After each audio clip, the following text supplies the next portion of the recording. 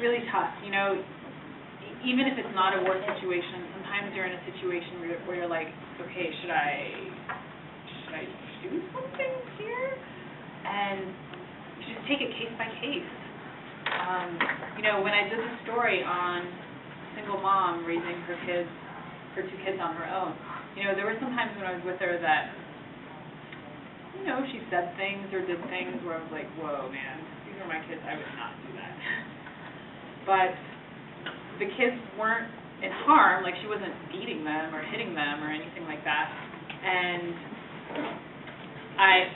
at that time, I didn't feel it was really my place to say anything, because I was a journalist. I was an observer. Yes, I was spending a lot of time with them. When I did that story, I spent like a whole week with the family. I probably should have just spent the night at their house. I was there early in the morning, I was there late at night, and a lot of the time I was just hanging out with them, you know? So I think to get really good pictures and to do really good stories, you have to spend a lot of time with people.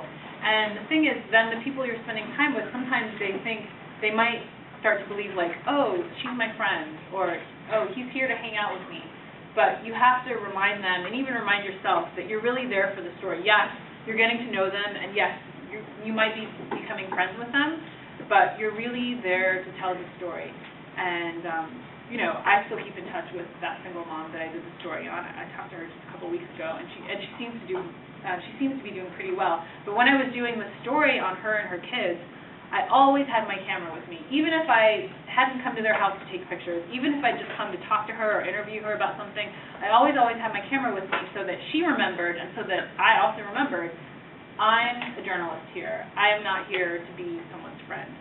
And you can become friends with people, but, you know, when you're working on a story, you're a journalist.